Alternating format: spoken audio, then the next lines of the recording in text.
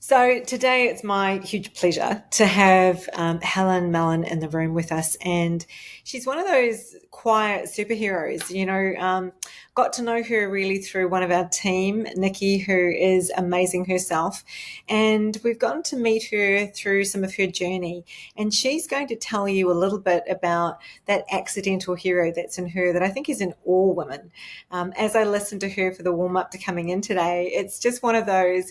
I didn't expect to be where I am today, evolving from being in football, having an injury, deciding that, okay, I'm going to hang my boots up, and then finding yourself coming back in and leading football and leading change and becoming a role model and suddenly saying, yep, I'm going to carry this and I'm going to really cherish it. Sometimes we look at ourselves in the mirror and we don't see where we're going to go, but it's super interesting when we get there. So welcome to have you in the room today, and I cannot wait for the audience to hear all about you. Hellen, tell us a little bit about your accidental hero journey. Thank you. And it's really great to be here. I really appreciate the opportunity.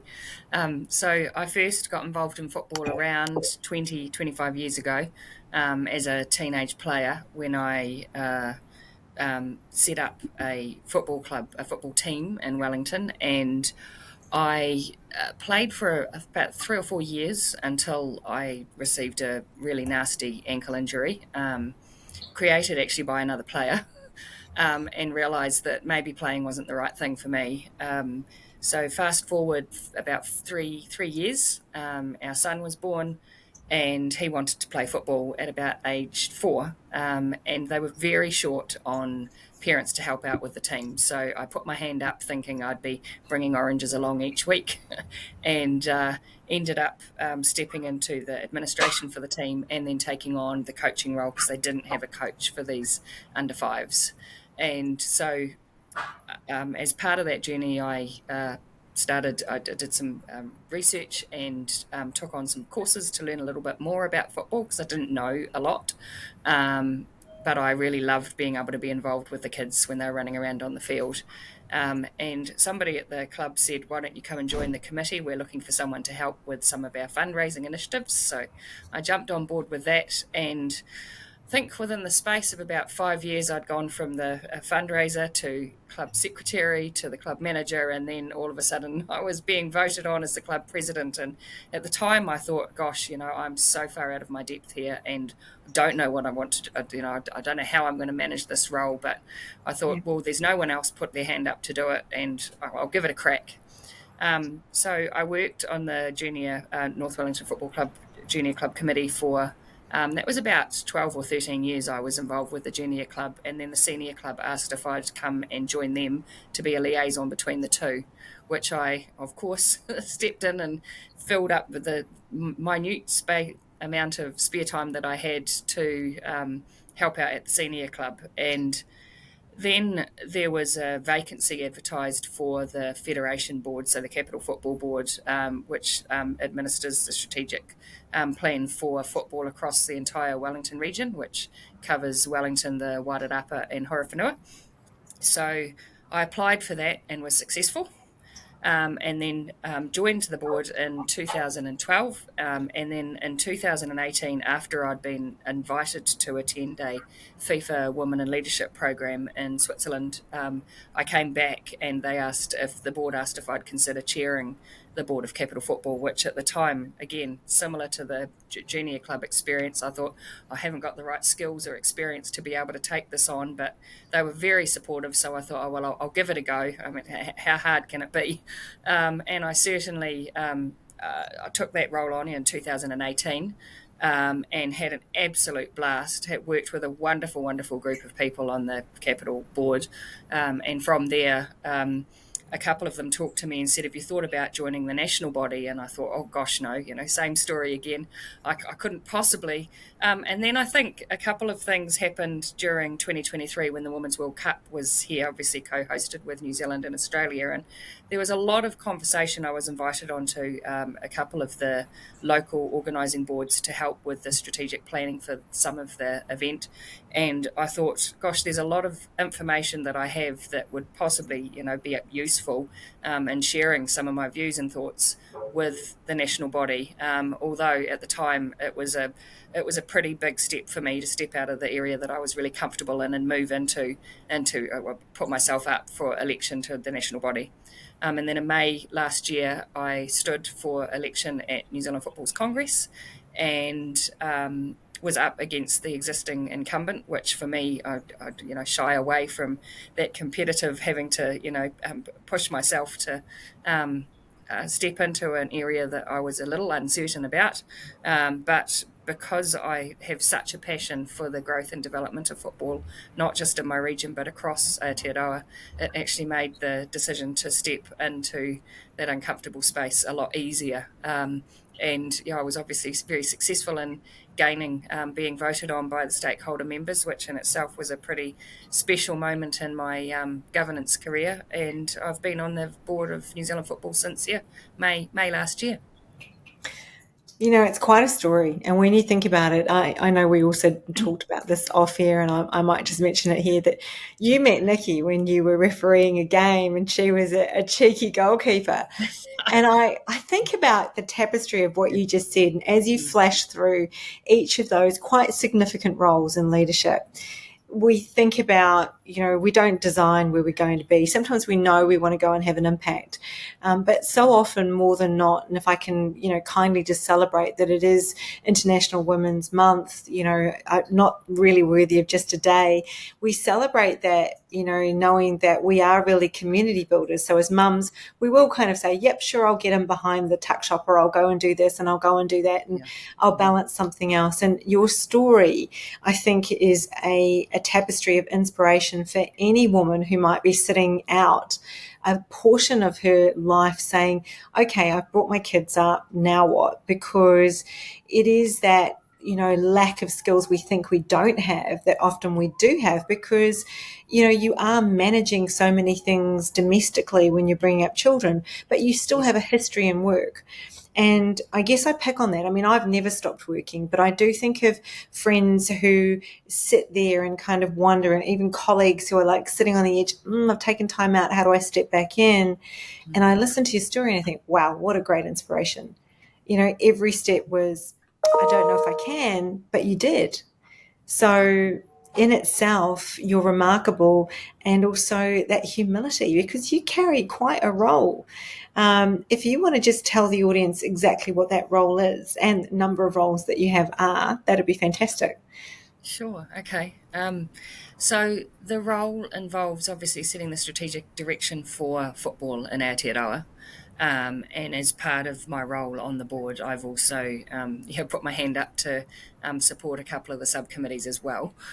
So I chair the Women's Committee, which has just been regenerated late last year, which is set up for the direction around what's happening with the women's game, and post the Women's World Cup, that's pretty important.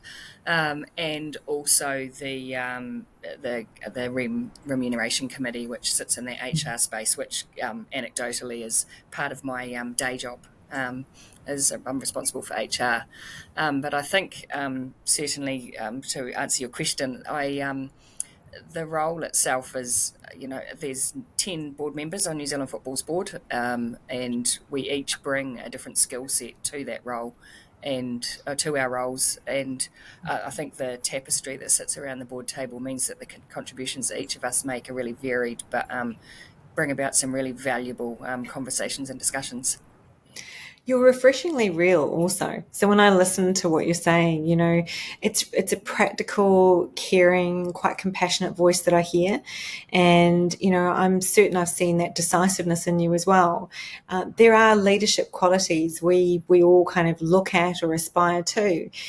And yet, what amazes me, I think, about Aotearoa and New Zealand in such is that I remember sometimes going to a butcher's and suddenly the Prime Minister would walk in and you'd think, okay, I'm buying my meat beside the PM because he used to live down the road.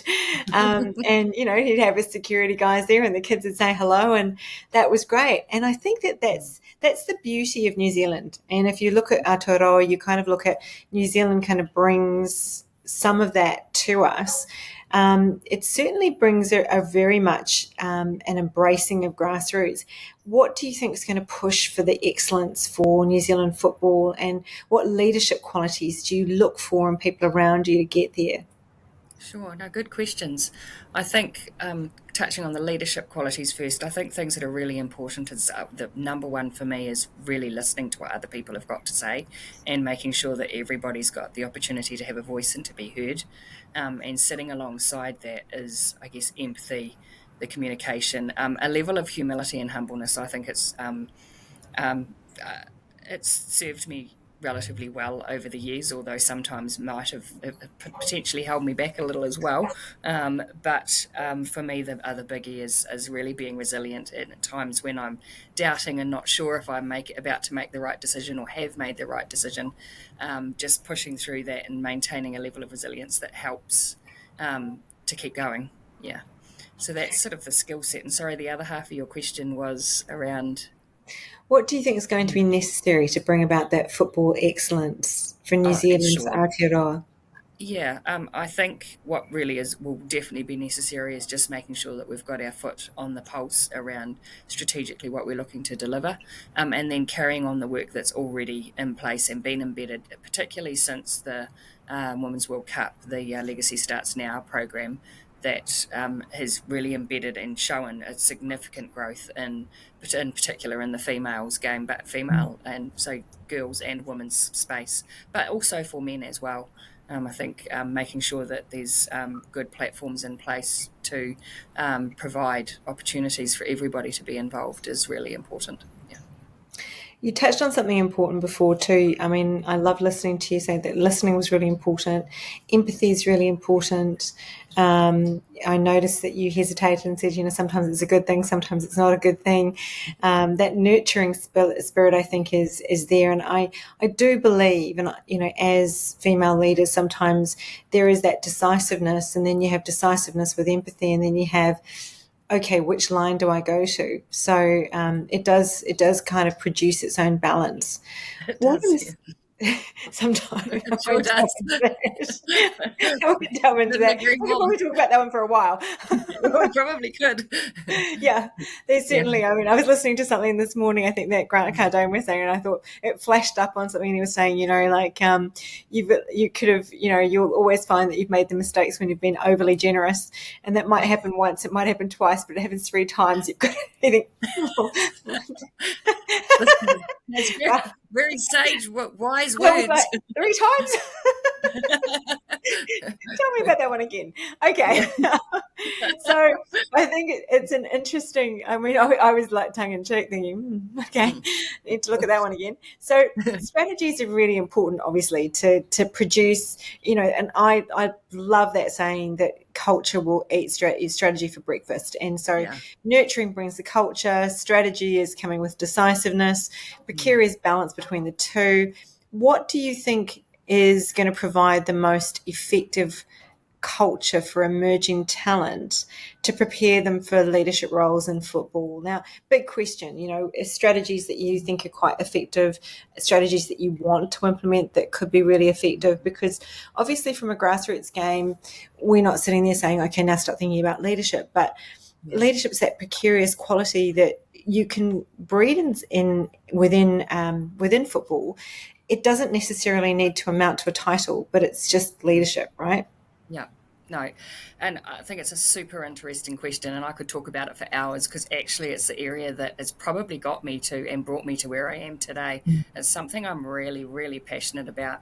And every opportunity that I get to talk to those who are interested in leadership positions, whether it's in a day job or in a volunteer or sports not for profit, it doesn't matter what sector it is. Whether they want to be a player in a leadership role or captain, governor, whatever it might be, I think for me, it's about helping them, firstly, with a little bit of self belief, because often, and I certainly speak from a woman's perspective here, it's very easy to go, oh gosh, it's probably easy for you, but it won't be easy for me. And I think just being empathetic and listening and helping and understanding what it is that's maybe holding them back from taking that step, and then helping them overcome that is something that I'm really passionate about. I've taken the opportunity to mentor quite a number of women who are interested in being involved but just haven't yet taken that first step. And to be honest, for me, that is something that's huge for me. I feel very honoured to be able to help and support Wahine grow and take that first step. But giving them that empowerment and encouraging them, and the respect that everybody that wants to get involved, whatever role that may be. Yeah. I think the beauty of New Zealand is that Te Whare Te Whananga, it's a home of learning, becomes so important for every single organisation. So, that wānanga, that place that we go to, that organisations more and more think about what do we leave as an imprint. We say it, we write it. You mentioned Wahine, and Wahine Parautu to strengthen women as they come through. I remember when I was there, we started a foundation for women who were parenting on their own just due to deaths and issues around kids in communities when mums were on their own and sometimes really needing that confidence to make great decisions. I think confidence you touched on, that belief, that self-belief, so important. And like you, I could probably talk about this forever, give us a bit of a plug and say everyone go to the, women's website, the optimizewomen.com, because we've got some really cool things on there, and we're about to spring out a really special kind of event this month that women can all be sort of part of and online and learn. Because I think more and more what we see is the lack of self-belief, the self-doubt, and also not an ability to sort of keep on that misinformation that you are not quite enough. And I recall last year in a documentary, that was one of the questions when I said, I think you just hear it over and over. And at some point you just feel I'm not enough, even though if you are so healthy about this, there is that little niggle that doesn't allow you just to sit in your seat of comfort. So it's really with sitting with people like you and me who just have to kind of, obviously it's my day job, but they're sitting with people like you to make those decisions, to say, okay, what can we do? How can we continue to operationalize? And I know in mentoring women in sport, even topics like, I don't know how to manage the home and what I'm doing, and I don't know if I can show up and say anything about that. I think it amused me that the chairman in football at one of the clubs that I was on the board of, his wife went away and everyone made him dinners and brought them in, and then women whose husbands went away, no one was doing anything like that for them. And I was just going, that'd be awesome. Okay, hang on a minute. Something's wrong with this picture. Well, just slightly. I'm a little lucky. I have a son who's a chef, so when I'm not there, or I'm late home, there's a meal on the table, so I'm super lucky, but I know that's not the norm. It isn't the norm, but I think that role disparity is still there. It amazed me because I actually brought it to the boardroom and I said, did we just think about what was happening there? His wife's gone away for 5 days, and I know that so-and-so over there, his husband's been away for a month. We haven't bothered to deliver a meal to her. And yet we're taking meals around to his house every night. Something's wrong with this picture, right? Oh, no, totally.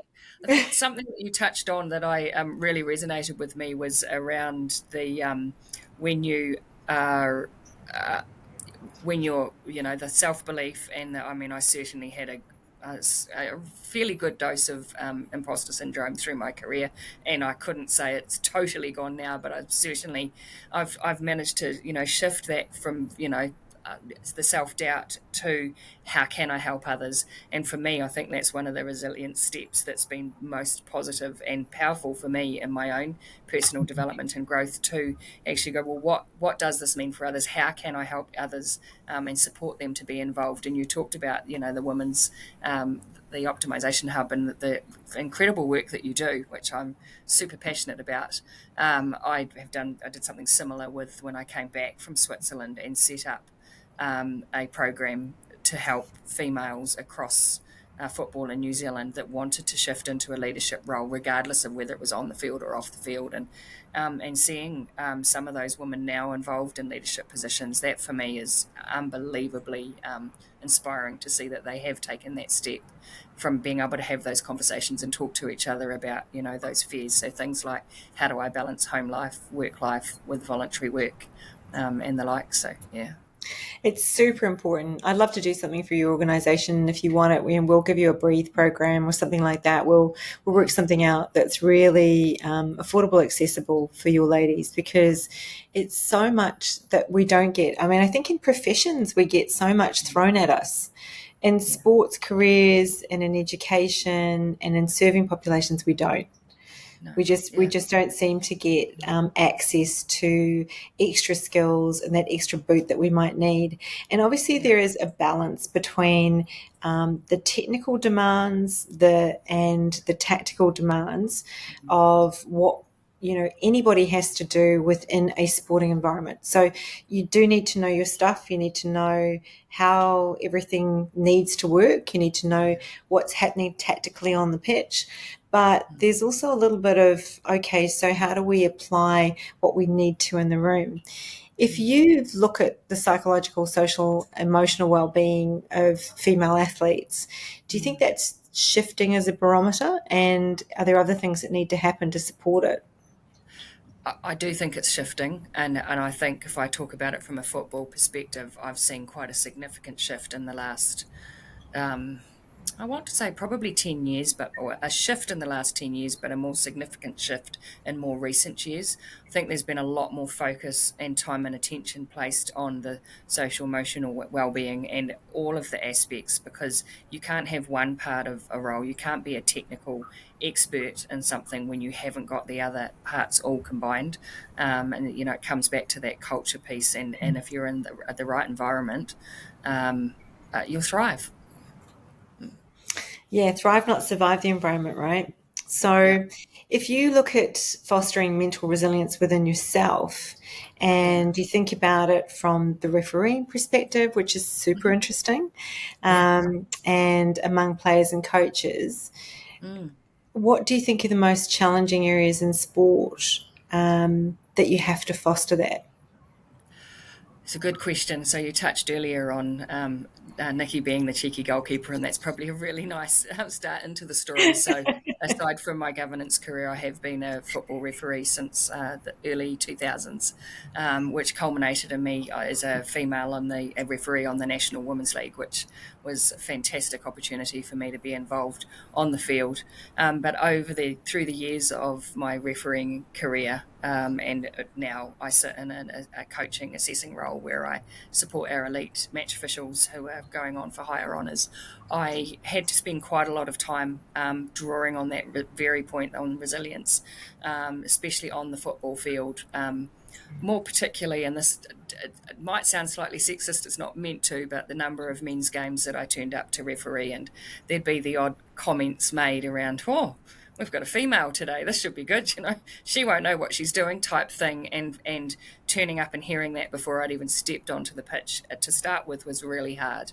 But I knew that I had the knowledge and skills and expertise and experience as a referee to be able to take a position on the field and referee with fairness, equity for both teams, and I think from a resilience perspective, spending time getting the players alongside and helping them realise that I'm here to give them support them to have an enjoyable game by keeping it safe for them and by dealing with the things that happen on the field that aren't in line with the laws of the game, was really, really helpful. So, that again, that communication and being able to collaborate effectively with the players, and in particular the ones that I guess come to your attention a little bit more than the others. So, developing those relationships with them, those quick relationships on the field, so that they then realise that I was actually there to support them, not to annoy them by, whether it was through a yellow card or giving them a firm admonishment, which comes back to when I first started refereeing and I turned up to one of Nikki's games. It was a fantastic team that she played for, and she was one of those. Yeah, sorry, Nikki, slightly cheeky players. But actually, for me, building the rapport with the females as well was, pretty neat in terms of my own self learning and personal development. Yeah. And you always need two sides to compete, right? To have a game. Yeah, So, you do. and you need a referee. And I do, we innovated it was the first in the world curriculum actually about a decade ago around sport. And we have a program, a coaches and referees program, and we call them our forgotten athletes. We kind of forget that the referees and coaches are actually athletes themselves. They've got an athlete story and they're out there running the same distance, doing the same miles, doing the same sort of work. They're incredibly fit, and they're in a deeper position. And I don't think I'll ever forget, when you were just speaking about that, it touched on a memory for me of the first game I'd watched when I came to Australia, and I was watching a referee out there, and she was quite young and she was refereeing two sides, and my daughter was playing on one side and the other side, and they were, fairly well matched and high level teams, and the crowd literally annihilated this junior referee because our side was winning and she was on home ground and her side was losing. They thought that she was, definitely doing something wrong. So, Wow. and that's for a 14 or 15-year-old referee, of a match of her own age group, and it's tough going.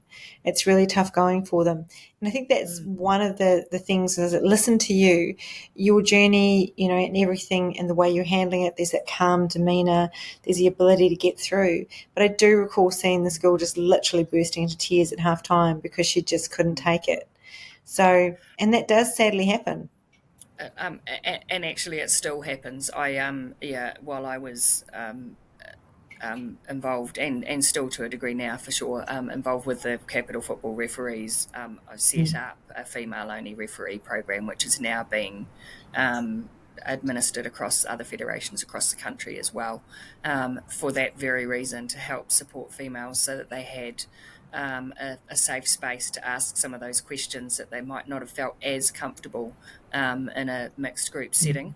And it's proven really, really beneficial because some of those referees have now gone on to senior fixtures, and also some are now sitting on the National Women's League, which is fantastic, because I think having that space where they are able to ask those questions, and there's a lot of research being done. I think about some particular research from the UK that's talks to the woman in sport, regardless of whether you're playing or officiating, and that team network being such an important part. It's quite different aspects to with males when they're playing a sport.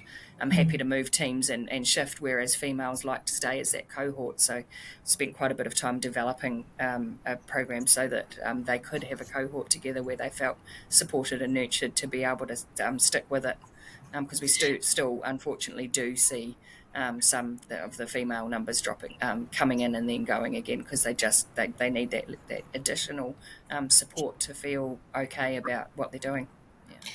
I really like what I'm hearing from you because it's kind of like I call it the white shorts brigade. Where you forget there is a difference between men and women when they're playing. So yeah, it's just like no white shorts. You're also looking at. You also need to. I mean, whenever I see a team turning out white shorts, just go, who designed this uniform? Yeah. How are we making this work for the girls, especially Yeah. at a certain age group? And then you kind of look at it and you think, well, there are other things too. You're acknowledging, and I think for so long we've looked at emotions as something negative, or we've looked at, and instead of kind of putting the pressure on those emotions, I think by acknowledging there's a difference, then you actually don't exacerbate them. It's just kind of going, that's normal, means Yeah. that they disappear Yeah. Oh, because you so true. don't feel like you're actually having to explain the emotion away. Um, No. so No. Well, it's and a, of course, yeah. yeah. Sorry. No, I was enjoying what Yeah. you'd said because I think that's just so wonderful because I think that it's kind of like, you really do have to keep on sparing the rod. You've got to come back from that criticism into, hey, that's a difference. So how do we support the difference? And then the difference goes away Yeah. because it's no longer something that feels like it's got to explain itself. Um, It's one of the portions of the course. Actually, I get the attendees to actually articulate what it is that they're feeling, what the emotion is, and for some of them, when they say it out loud, they suddenly go, "Oh." Well, one young lady in particular said, "It's not really a problem, is it?" And I went, "Well, you tell me, is it or isn't it?" She said, no, I can sort this one out, no problem. And so you're right, by actually articulating and verbalizing it, it does then shift it from being this, I guess, big, scary, oh gosh, I'm not sure, don't know, Yeah. to actually it's okay. Yeah. Well, it's like being in a dark room, when you're sitting inside your head, you've got the chatterbox going off and your internal critic has a field day and Oh, yes. it is just like sitting, and I say that to people on the program that we do for women. I just say women will sit in their dark rooms for a lot longer. They won't get out. They won't get it out physically. They will sit in that emotion for a long time. And that's hence why the emotions will boil up into something that's quite sort of visual, is because they've probably been stewing for quite a while. And it's been layering and layering and layering, and suddenly it comes out in a not so great way. And you think to yourself, well, perhaps if we just said, hey, I can see that, so tell me what it is. And you don't make a big deal about it. It's like, oh yeah, that's pretty interesting. Do you think you can do something with that? Yeah, sure I can. So Yeah. so simple, just so Yeah. Let's simple. work through this Love it. together. Yeah. Yeah, Yeah. love it. And so Mm. important, I think, for the referees, the leaders in football. And I think as we come to a close, one of the things I wanted to say to you is there are obviously instances where resilience has become really important to you to overcome a challenge. Is there a particular memory that stands out for you that taught you something really important about being resilient as a leader? Yeah, there is actually. And it was, there's been lots over the years, but probably the most significant one was just last year. I was assessing a men's National League game with four of our top officials in the country, and an incident happened in the game, and I had a view of that incident, which was really different to the view that or the opinion that the referee crew had. And I went away and stewed for quite some time afterwards. So you talk about the stewing and the thinking about it. That's certainly what happened. And I realised when actually it was a male colleague that sits on the New Zealand Football Appointments panel with me. He said to me, Helen, he said, "Are you still stewing on this?" And I went, "Well, yeah, I kind of am." And I guess the piece of advice that he gave me is something that's really stuck with me, and it was, it's okay if you have a different opinion to them. It's actually okay.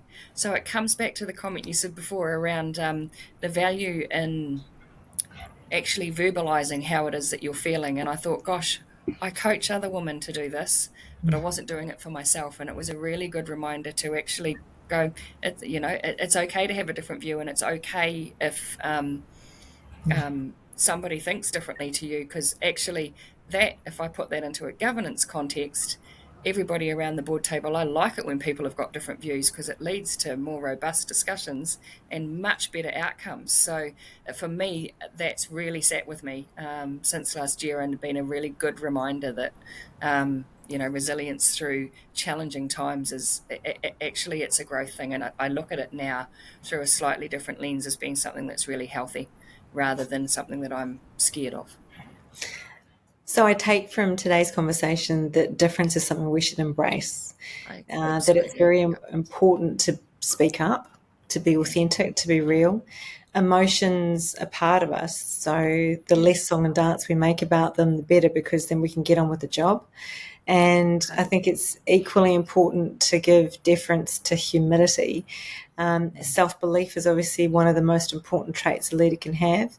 And we can't ever forget the story that made us. And I think it's with real grace and humility that you've shared your story. And I'm sure there's so much more we could unpack. But I just really enjoyed today. It's been an extreme pleasure to be with you. And I think that there's so much that anybody that listens to this podcast could pick up from you. Why don't you tell people what's one thing that perhaps gets you going? Is there a piece of music or a book that you turn to that you think, okay, when it all just turns to complete custard, right, I'm going to go listen to that, or I'm going to go do that? What's your one thing? What's your go-to? My go-to is powerlifting. Oh my goodness. I wasn't expecting that. I love it. That's my go-to. It just really, it's incredibly, the endorphins that I have that release from lifting are phenomenal, and it's something that I think has really shaped part of who I am as I enter. I don't want to call it my midlife crisis, but my midlife crisis. Yeah, yeah. So for me, it's powerlifting and actually listening to podcasts while I do so. Fantastic. Well, Helen, I dare you one day to teach me how to powerlift. Oh, And one day I'm looking forward to seeing you and Nikki and having a really good chinwag about this session. So I really enjoyed time with you, with all respect to your incredible role, and keep doing the wonderful work that you're doing. And anything we can do to help, we're here, but in full admiration for what you're implementing and what you're putting into place, both for Football New Zealand, but also for referees and for the game itself. thank you. Thank you very much. I've really enjoyed talking to you too.